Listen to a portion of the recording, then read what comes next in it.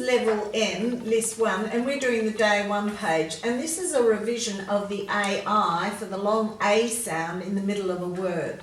So let's go through and colour the AI. So we've got plain, drain, strain, sprain, claim, frail, faint, waste, praise, and entertain.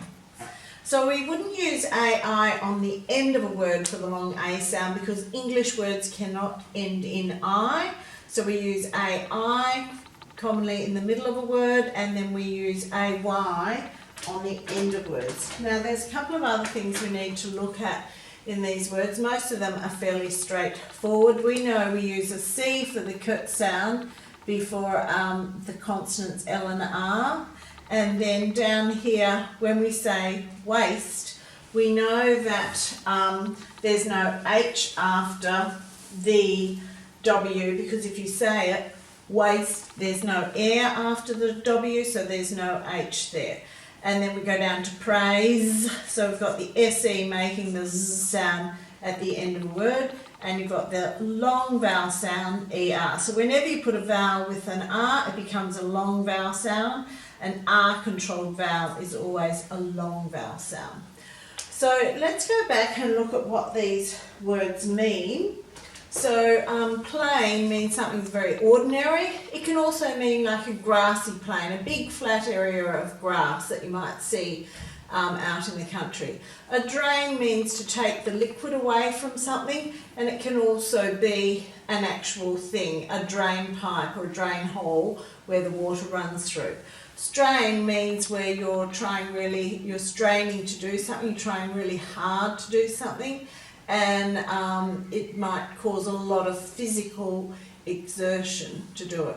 A sprain is probably where you've injured an ankle. You often sprain an ankle when you're running or moving one direction to another, and you'd often put ice on it. Claim is where you're saying something happened. If you need to do it formally, you'd be writing it down, but you can also, it can be an oral claim too, where you can say, you can claim to have done something, or you're going to do something, or be responsible for something. Frail means you're very fragile, or something is fragile. Faint might be where you pass out for a short time, or it can also mean that something is very light in colour. Waste, now this waste here is around the middle of your body, whereas the other waste is spelt a little bit differently, and it means something different too. So that's a waste meaning rubbish. Praise is when you tell someone that they've done something well, or, and entertain is where you perform for an audience or for others. Now let's go back and read the words, sound the words and spell them, then write them and check them. So we're going to go plain, P-L-A-N, P-L-A-N, P-L-A-N, P-L-A-I-N, P-L-A-I-N, P-L-A-I-N. Cover it and write it 3 times. Check it as you go to make sure it's correct.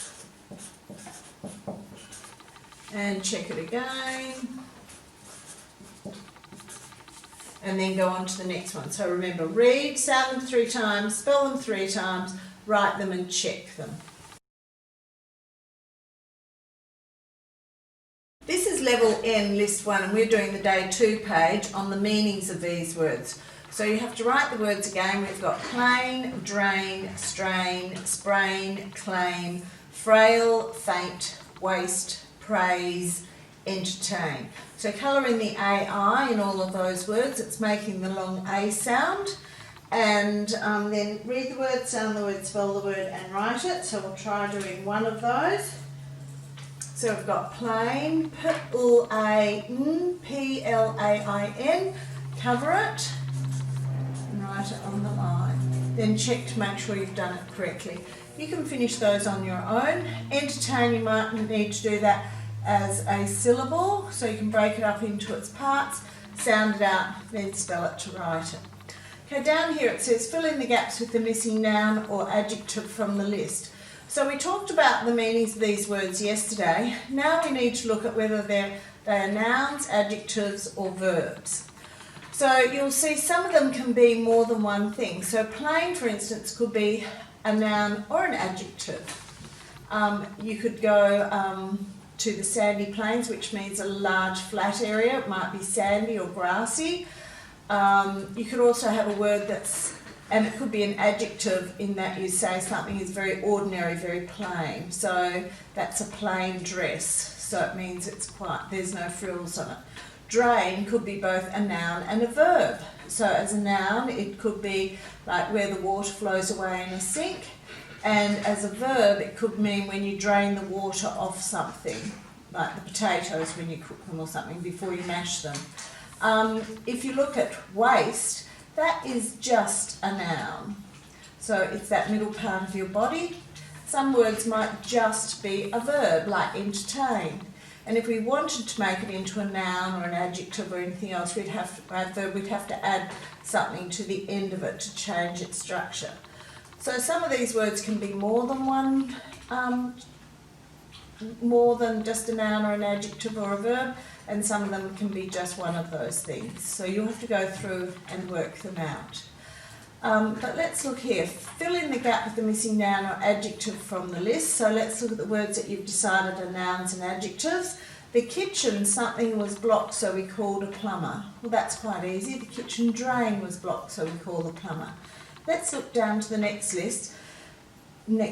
set. Fill in the gap with the missing verb from the list. So now we're looking at the verbs in that list. The owner of the house will something damages to his property after the storm. Well, that would be a claim. Claim could be an adjective or a verb, but here we're using it as a verb. Fill in the gap with the correct word. We've got waist, waist, plain or plain. So men often wear a belt around their waist to hold their trousers up. You'll have to decide which waist to write in there, and you can finish those other sentences off too. You might need to discuss this a bit within your group to decide if a word is a noun, an adjective or a verb, but it's a good activity to make sure you master. This is level N List 1 and we're doing the Day 3 page, and we're looking at the long A sound represented by AI in the middle of words. So we've got plain, drain, strain, sprain, claim, frail, faint, waste, praise, entertain. So on the Day 3 page we usually add to the base word, so we've got some interesting activities for you to do today. Let's go back though first of all and have a look at anything that we need to in these words. Most of these are pretty easy. It's just sounding out the rest of the word, and you know the A sound is represented by the AI, so I'll make sure you highlight that in all of those words. The only trickier bits come down here. Waist, meaning the waist around the middle of your body. If you're not sure if it has an H after the W or not, just say it, waist. There's no air after the W, so we know there's no H after the W, it's just the W. Praise, once again we're using SE at the end of the word for the Z sound. Entertain, you've got that R controlled vowel in the middle there, so it's making a long vowel sound, so you'd be breaking the syllable after that. So you would, if I get my pen out, you'd see you'd be going entertain. So you'd be cutting it between the N and the T and the R and the T there. Okay, so let's go back and read the word, sound the word and spell the word. I'll do the first one with you. You can do the rest on your own. So we've got plain, P-L-A-N, P-L-A-I-N, P-L-A-I-N,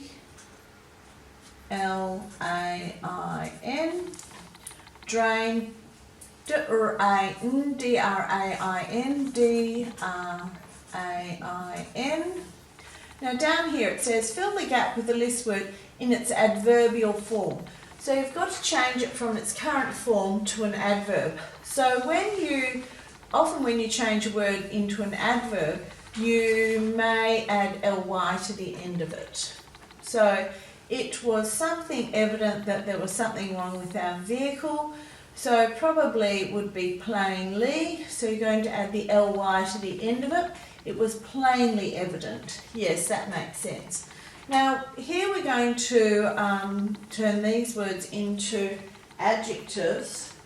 So all of these words can change their form just by what we add to the end of them usually. So here we're looking at adverbs, here we're looking at adjectives, here we're looking, just making a compound word, here we're looking at verbs, and here we're looking at adjectives again, because comparators and superlatives are adjectives. So if we're turning our word into an adjective, there are several things that we could add to the end of it. I'm going to do the second one here because we can change its form, you're going to see, for each of these areas. So the very something comedian got a loud round of applause. Now if we take entertain, that will be the best word to fit in there, but it's not in its right form. So the very entertained comedian got a loud round of applause. You're going to have to add something to the end of entertain to turn it into an adjective so that it makes sense within this sentence. The very entertaining comedian got a loud round of applause. So you're going to have to add ing onto the end of that to turn it into an adjective so that sentence makes sense. Now down here we're combining with a list word.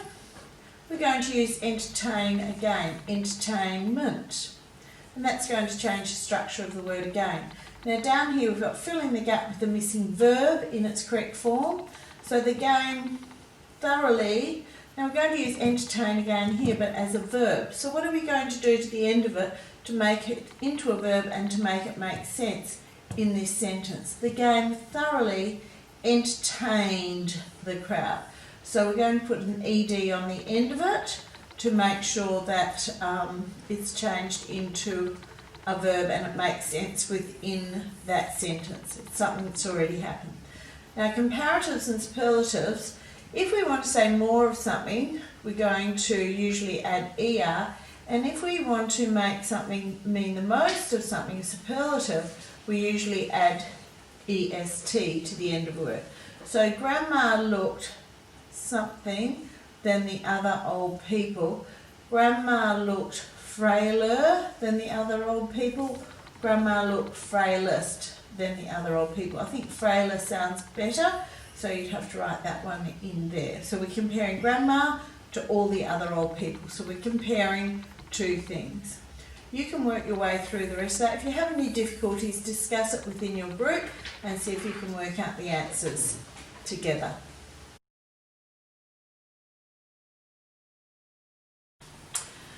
This is level N, day 1, and we're looking at the day 4 page, and here we're revising long A sounds, and down the bottom we're going to colour words to match the traffic lights, so words that we could use at the start, middle or end of our writing. Okay, so first of all, the long A sounds. Up until this point you've learnt these phonograms for the long A sound. You've learnt that the E may make the previous vowel make its long sound, and if it's an A, it would say A. AY we use at the end of a word because we don't write Y's in the middle of words. AI we use in the middle of a word because we don't write Y's in the middle of words, and English words can't end in I, so we can't put that on the end of a word. EY, there's not a lot of words where we have EY used for the long A sound, and there aren't many words where we use the EI either, and we can't make that GH guttural sound huck. So we leave it off when we say the word, but we have to write it in when we spell these words with EIGH in them. So with that knowledge, it makes it a bit easier for you to work out which words would be used to finish off these words here. Fill in the gaps with the correct sound group and add the speech marks. So if someone is speaking, you have to enclose what they are saying with the speech marks, which are a 66 like an apostrophe or a 99 either side of what they're saying. Now if we go down to the bottom, we're going to colour the words to match the traffic lights. So we've got green words that we use at the start of a story. For instance, we might use initially, you could use that at the start of the story. Orange would be words that you could use in the middle of your story. So that might be, consequently, could be one of those.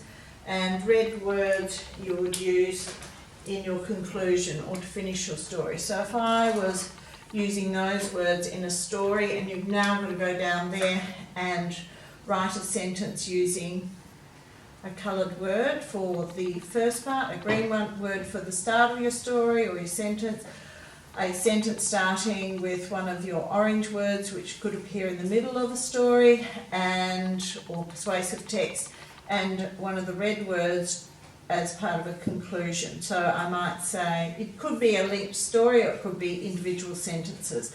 So I might say, initially I went out hard in the running race because I was determined to win.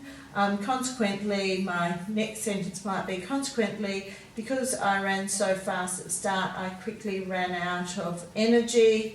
In the end, I lost the race because I hadn't paced myself well. You can make up your own stories there and enjoy the page.